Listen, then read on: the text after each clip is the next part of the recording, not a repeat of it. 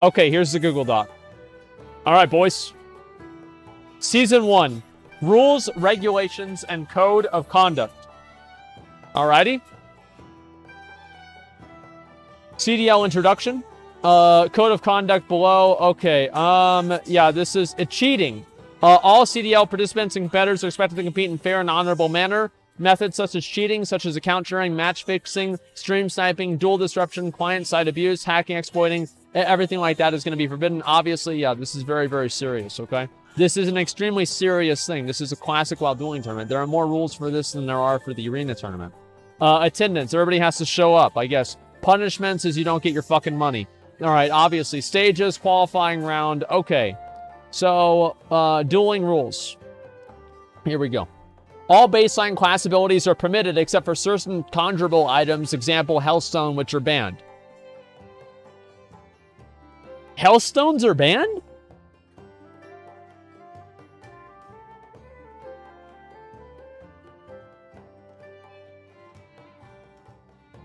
Healthstones are banned.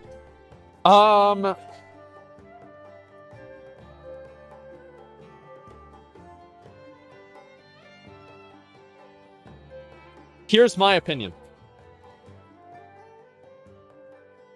Healthstones are created by a player ability.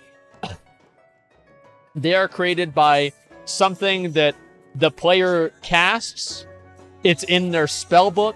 Basically, here's where I work back from. If it's in one of these trees, you can use it. Yeah, they're banning it because you can give it to other people? Wait, what? They're banning it because you can give it to other people? Guys, here's how you check, okay? Like, you just look. You require everybody to stream. And if somebody's health magically goes up by 1,500, they use the Hellstone. I mean, like, come on. It's a way to nerf SL locks. Yeah, so what you're saying is that they're doing this to nerf SL locks. Okay, well, that's... well, let's talk about that afterwards. But I don't know about this whole Hellstone being banned. Only class buffs and self buffs are allowed for each player, or equipable item buffs, i.e. Headmaster's Charge. So long as the item is equipable, the item buffs only last whenever that specific item is equipped. All other buffs are banned. I think that's good. Players must maintain one talent build for the entirety of the qualifiers. I also agree with this too. This is a good idea. There will be a 30-second downtime between duels for classes to get mana and heal up. I agree with that as well. Duelists shall be positioned 20 yards away from each other at the start of the duel. Duelists may compete with one character for the entirety of Season 1. Observing duelists shall stand clear of the dueling area. Duelists shall be required to stream the entirety of the CDL event. Obviously, that's what makes sense. Delay of game. No intentional delays are permitted. Rogues intentionally stealthing for minutes to reset CDs. Any non-strategic acts whose purpose is solely to delay the duel will be a result of forfeit. That actually makes a lot of sense because it's boring for viewers and people sitting around waiting for cooldowns just sucks. Fleeing from a duel will result in a loss by the fleeing player. If they're force fleed, then the situation will be called into review. I think that makes sense too. If a duel forfeiture is deemed accidental, both duelers may be required to redo the duel. That makes sense too. In the event of a duel timeout, no win will be granted. Duelers will reduel, but with a cap on food and water set to only 3 for the remaining duels of the matchup. Oh, that's really smart. I like that a lot. So yeah, I like that a lot. So it only matters if, yeah, that makes a lot of sense in my mind, right? I like that a lot. That's a good idea. Good rule. Yeah, this is actually a good rule. I think it's a good rule, at least. Yeah, I think it's a very good rule. Okay, this is good. How does Mage's sheeping, resetting count as delays? Probably it does in some way. It depends. Interference, engineering items. All one-time, unused, non-equipable, consumable engineering items are banned, except for grenades and engineering bombs, which are permitted aside from the specified below. Arcane bomb is banned. Flash bomb is banned. Goblin rocket helm is banned. Gnomish mind control cap is banned. Arcanite dragonling is banned. I think these are good decisions as well. I agree with this. All consumables. This is what we were gonna do too. We talked about this as well. All consumables and temporary unused, non-equipable items, including class conjuring and unused items, aside from the specified below, are banned. Bandages are permitted. Mana gems are permitted. Food and water is permitted. Thistle tea is banned. Powerful anti-venom is permitted. Great Rage potions, not Mighty Rage, are permitted. Whipperroot tubers are permitted. Demonic and Dark runes are permitted. I don't know about the Great Rage potions being permitted. I don't know, like...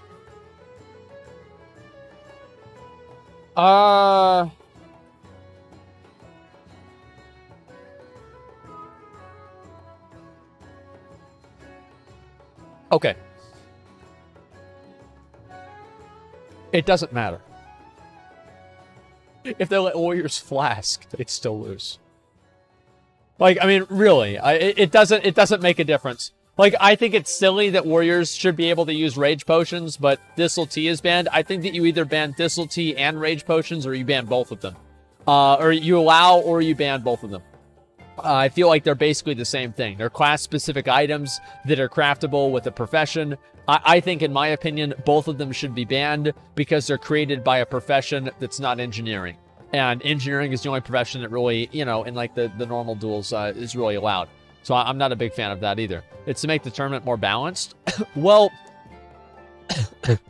I think that if you want to try to make Classic WoW balanced,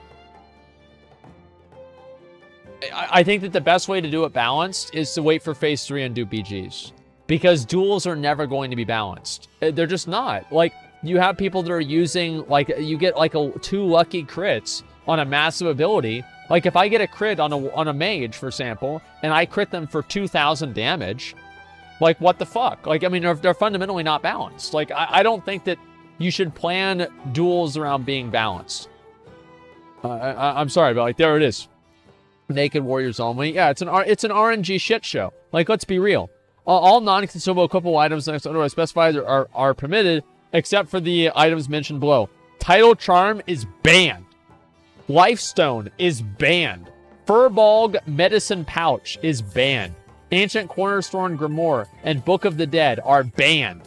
Only one absorb item is being used per duel. Example, AGM and Marker Resolution cannot be used together in a single duel. Okay.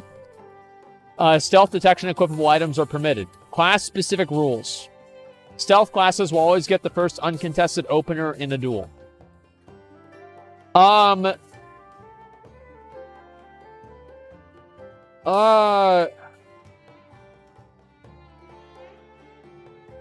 actually agree with this. I agree with this. Do you want to know why I agree with it? Is because if you don't have that, that's normal. It is normal. And also because people are streaming. So if you are like, let's say there's like a rogue, right? You're like standing, I don't know, like, let me just open something up. Or I don't know, like, let me see. I don't need to explain it, right? Like, let's say you're sitting in Ironforge and people are like, oh, he's in front of you to the left.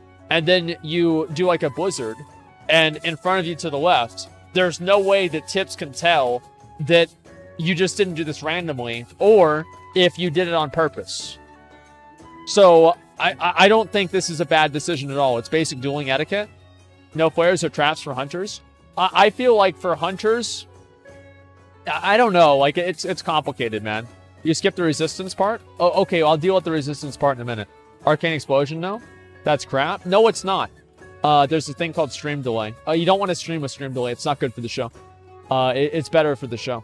If you don't stream with stream delay, because it just makes it less complicated. And anyway, so I think this actually does make sense. Any stream has delay, yeah, but it's the same way. It sounds very biased for stealth classes. Not really, because I feel like basic. All right, so this is a component, right? Basic dueling etiquette. I know this might upset some people to talk about this, but let's just be real here. Basic dueling etiquette says that you allow people to get the opener if they're stealth. Okay? And this is, again, this is just like my experience of playing the game for 13 years. Generally, unless you have something like perception or something like that, you should be allowed to do that. Okay? Those are some shit rolls. Both set perception talent. It's used to stop stealth. Player has that mechanic, then it squashes it. Should be allowed. No, because the streaming thing is just too much of a factor. Like, if you have, like, let's say your friend, right? Let's say I have Zach, you know, sitting downstairs, and he's watching the stream, and he's watching the other person I'm dueling, and he's, like, telling me constantly, like, where he is. That's going to make it a lot easier for me to know where he is and pull him out of stealth earlier, which actually gives me an advantage. And because Tips can't moderate and make sure that people aren't receiving those messages, and there's no way for him to be able to tell that, then he basically runs the risk of making the entire tournament invalid by giving people a way to cheat if he doesn't make it to where stealth classes can always get the opener, right? Now, if the streamer has delay, it doesn't matter. Like, even with delay, if you're on the left side of the room, even if you're running with, like, a 10-minute delay, a 10-minute delay actually be fine, right? Obviously. But, like, if you're running with, like, a 10-second delay, it's still gonna be different, right?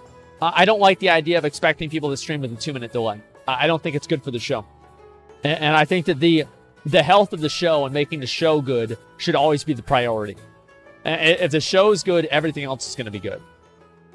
You know, that's the way that I see it, okay? Legit, so many ways to pull people out of stealth, paranoia with Fell Puppy. Well, I know that, right? But, and like, that's the problem. Like, in a perfect world, you would allow people to be able to pull other people out of stealth. But the issue is that because it's streamed, you can't judge and you can't make a guarantee on the integrity of every single person that's competing to not pull somebody out of stealth. And here's conversely what the problem is. Let's say somebody does pull someone else out of stealth. Let's say, like, I'm competing in a tournament, and then I pull a rogue out of stealth. You know, I just randomly Blood Rage, and I do a demo shot that pulls a rogue out of stealth. Everybody's going to call me a cheater. Everybody's going to call me a fucking cheater for that. And it doesn't matter if I cheated or not, because everybody's going to say, like, oh, well, you know what? He fucking cheated because, you know, there's no way he could have known that. Yeah, that's... There it is. Reasoning isn't stream sniping. Reasoning is that rogues are fucking trash without the opener. I mean, that could also be a factor too. But I feel like beyond that, I think there's a common sense rule because of the fact that it's being streamed. Don't stream, but record it. Yeah, if you think that's a solution, like, okay. All right. That's such a dumb idea. Made for all classes, not one person. I know that. There's nothing justified about that. It's absolute horseshit. No, of course it's justified because it leaves too much. It leaves too much open for interpretation of somebody accidentally, you know, like maybe cheating or like getting spammed with messages. And this is the other thing, right? Is like, let's say that you're having somebody who's like they're competing, right? You can't really turn off whispers unless you change your window, right? So even if you're not trying to solicit this, there's going to be people that are watching that want you to win versus the other person for whatever reason, and they will spam you with the location of the person who's stealthed. Even if you don't solicit this at all. Like, I think that the fact that it's streamed makes it to where stealth classes have to get the opener. 2-minute delay? You're not going to stream with the 2-minute delay. It makes the show worse. Yeah, there's no perception because it's horde only. Thistle T's already banned. Any warlock using Fell Hunter against rogues is an idiot. I don't know about that. I have no idea, okay? I'm truly not sure. Making up bullshit? No, I'm not. I'm not at all. Bad players, second PvP, crying about the rules. Of course they are. All of the people that are okay with the rules are, you know, are the rank 1 gladiators, BlizzCon champions that are competing. So yeah, that's it. That's dumb because they can't stealth later. You make it to where they get a free opener to whoever stealths. Well, it's different if it's 2 stealth classes, I'm sure. It's unwritten duel rules to let the warriors charge and let rogues get openers. Yeah, it's dueling etiquette. Let's go to the next one, okay? Stealth classes. Again, this is a contentious rule, but it's obviously the right decision. Warriors will always get an uncontested first charge, except against stealth classes whose opener takes priority. I think this makes sense, too. Yeah, I think it makes sense. Now, in a perfect world, like... And this is more like dueling etiquette. And I know this is something that people don't understand, but in the context of a game that's been around for 15 years, the etiquette in the game matters. And the fact is that people have an expectation of the way the game is supposed to be played and the way duels are supposed to be played. For example, dueling etiquette. You only duel with your own buffs. You don't use potions in duels. You can use healthstones in duels. You can't use other, like elixirs and stuff like that. And engineering is allowed. Why are these items and why are these things allowed? Because they're allowed. And this is the dueling etiquette of the game that's been going on for 10 years. Hellstones, if you're a lock. Well, I disagree with the Hellstone rule, personally. Yeah, that's all there is to it. Letting rogues stealth. I've never seen this dueling etiquette about letting rogues stealth open people. It's a weak argument. No, it's not. Really? Like, is it not dueling etiquette to let rogues stealth? Like, so if I'm dueling a rogue, right? Like, let's say I go and I duel rogue, and I see where he's standing. And then so as soon as the duel starts, I immediately run on top of him, and I start AoEing on top of him, because I know there's only a certain amount of area that he can go from as soon as he starts the duel. It is dueling etiquette to allow a rogue to do the opener and the stealth properly and open on you. Right? I feel like it is. That's how you do it always. Yeah, you do it. Like I'm sorry, guys. I'm sure there's a lot of people here that don't play the fucking game that have very strong opinions about this. But no, you let the rogue have the opener because that's the dueling etiquette of the game. And the tournament is a community tournament, which means that the etiquette of the game matters. Yeah, I mean, there you go. What about feral druids? It's a stealth class, so it's the same thing. Let's see. If you let a rogue stealth, you can't let a hunter pre-trap. Well, hunter's pre-trapping, placing a trap before the duel begins is not permitted. So there you go. Apparently they can't do that. I don't really know. Like, how do you guys feel about that? Like, hunters can't pre-trap. I mean, as a warrior, hey, yo, hey, yo, listen, yo, hey. There it is. All right.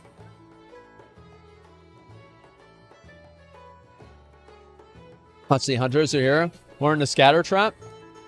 Well, scatter trap doesn't work the same way as I think it did back in vanilla, because scatter shot and freezing trap share a DR. And I don't know if that even happened back in vanilla. Let's see here. You insta-lose if you can pre-trap as melee. That's fair. Yeah, I guess so. You just talked about etiquette. A trap before duel is very basic hunter etiquette. I actually don't know what the jury is on that. I have no idea. I think like a lot of hunters that I duel pre-trap, and they just do it. They pre-trap. And that's all there is to it. I don't know if that's etiquette or not, but every hunter I played against does pre-trap. Etiquette is a load of shit, mate. Jesus Christ. What autism, man. Wow. What the fuck? Okay. All right. So let's read the rest of these. Okay. Shaman may have 4 totems down at the start of the duel. Jesus Christ. What a fucking retard. All right. Shaman may have 4 totems down at the start of the duel. Why is the shaman able to have 4 totems down? Am I missing something? It's their buffs. So they're considered buffs. It's 4 GCDs. Well, don't you feel like that's kind of a component to the duel, is being able to have your buffs down? What about non-feral druids in cat form? Druids are still stealth classes. They're still stealth classes, guys. Please. So hunter can't trap, but shamans can. Yeah. Well, I feel like also there are some rules here. There are some rules here that are clearly made to make it to where certain matchups are not quite as one-sided as they usually are. So, like the trap example, right? It's like if you're a warrior and a hunter pre-traps you, you're like 90% chance going to lose if it's like an open area. And like the thing with the shaman totems, if you want to consider the shaman totems buffs, I mean, like, but a pre-hot is also a buff. I mean, in the same way, like, I don't know, like it's hard really for me to say which one's better and which one's not. The way that I look at it with all these rules is that after the first tournament goes out, and we have a ton of people that are like, okay, you know what? We want to have, you know, we see this one group, these people are winning just by this massive fucking margin all the time. Well, if that's going to happen constantly, then maybe you should swap it and change the rules up. So at the end of this, if the shamans are just completely fucking dominating everything, then yeah, I feel like maybe they should change it. But wait until then. That's what makes sense. Congratulations, Sea-Doo. What, you really think that Sea-Doo's going to win because he got 4 totems out at the start of the duel? What the fuck out of here? It's not going to happen. Duel is going to be banned from using before duel as a grounding totem. Yeah, that's ridiculous. That's a retarded fucking thing to say. Like, let's be real. Warlocks are going to win this. Like, I mean, they're going to win. They're too strong. Like SL Warlocks are going to win. It doesn't matter, like, it doesn't make a difference. I think Warlocks are just going to... Or a Shadow Priest. Yeah, Warlocks or a Shadow Priest. They're going to completely fucking dominate you. It doesn't matter. And again, if you want to, like, rebalance everything, then, like, the problem with rebalancing is that, like, it's completely community-driven. So, players are going to have different opinions on, like, what's balanced, right? So, like, one person's going to say, like, oh, well, allowing them to have totems is balanced. Another person's going to say it's not. So, it's always really, really contentious to allow, you know, to try to balance the game yourself. Anyway, let's go to the next one. Okay. All hail Beam. What's that? Huh? What do you mean by that? What are you up to today? I'm reading the rules right now. The rules? Yeah. Rules are meant to be broken. I bet they will be. I can pretty much guarantee they will be. Yeah, I mean, you should get Shadow Resist gear for the lock and SP. Oh, yeah. So the Resistance gear. Equip Shadow Resistance gear can go up to 200. All of the other resistances can go up to 100.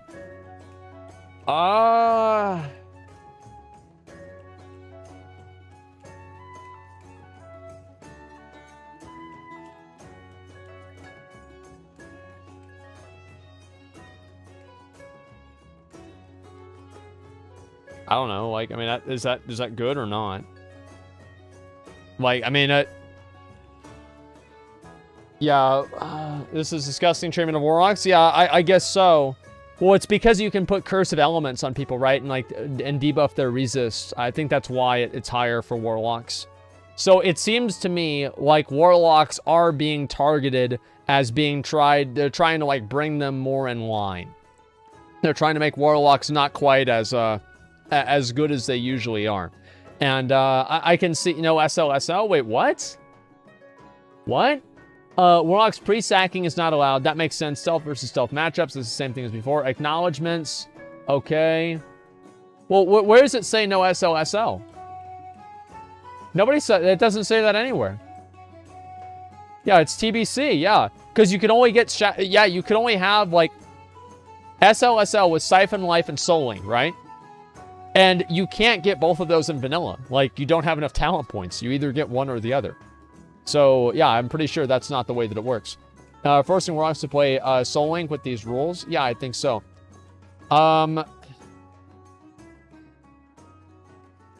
Okay.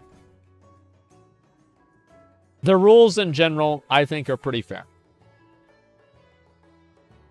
I don't think any of these rules are going to substantially change the outcome of the tournaments or of the winners. I think they generally make things more fair and simulate a traditional duel, with stealth classes usually getting the opener, warriors usually getting the charge. No pre-hotting.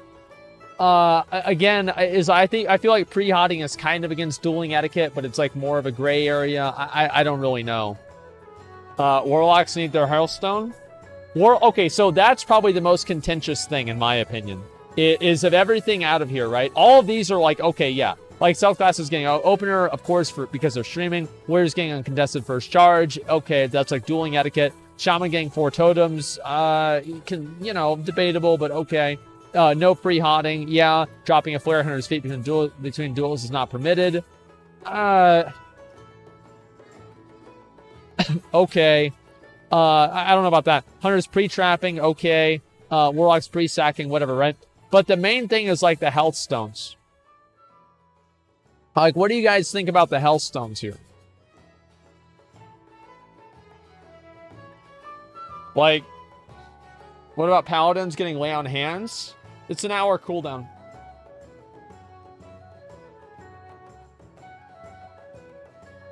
Only for warlocks should be fine. I think that warlocks should be able to use health stones. No other classes should be able to use health stones. Only warlocks. That's what makes sense to me. Because Hellstones are an ability that Warlocks learn from their trainer. It's in their spellbook, and they should be able to use the abilities that are in their spellbook. That's the same agreement and conclusion that we came to with Lay on Hands, with Ret Paladins. And again, letting Ret Paladins use Lay on Hands, you know what that changed? Nothing. It changed nothing, because they still got beat. And it's the same thing with Warriors. Like, oh wow, we're going to let the Warrior use Retaliation. You know what that's going to change? Nothing. Do you know why? Because Warriors suck. Like, they're trash. Like, you're going to lose anyway. It doesn't matter. You can let Warriors use a fucking flask and they're going to lose. It doesn't make a difference at all. And that's the reality, guys. I'm sorry to say it, but there it is. As a Warrior, trust me, guys, I am really sorry to say it. It fucking sucks. Oh, the fucking Mana Stone from Aegison? Yeah, I feel like a Mana Stone. It's like, why are you going to allow Warlocks to use a Mana, or a Hellstone, or not allow them, and then you allow Mages to use a Mana Stone? It doesn't make sense at all. I feel like it should be one or the other. You know, either both of them should be banned, or neither of them should be banned. Heroic Leap win? Yeah, I think so. Hellstone is like a healing potion. If a healing potion is not allowed, so it's not fair whenever Warlocks use their Hellstones. Yeah, well, you know what? Blessing of Might is like a potion of giant strength. So if you don't have, Blessing of Might. So if you don't have Blessing of Might, should you just be able to use an elixir of giant strength to make up for Blessing of Might? No. Because they're class abilities. They're class abilities. If you have a class ability, you should be able to use your class abilities. If it's in this book right here, you should be able to use your class abilities.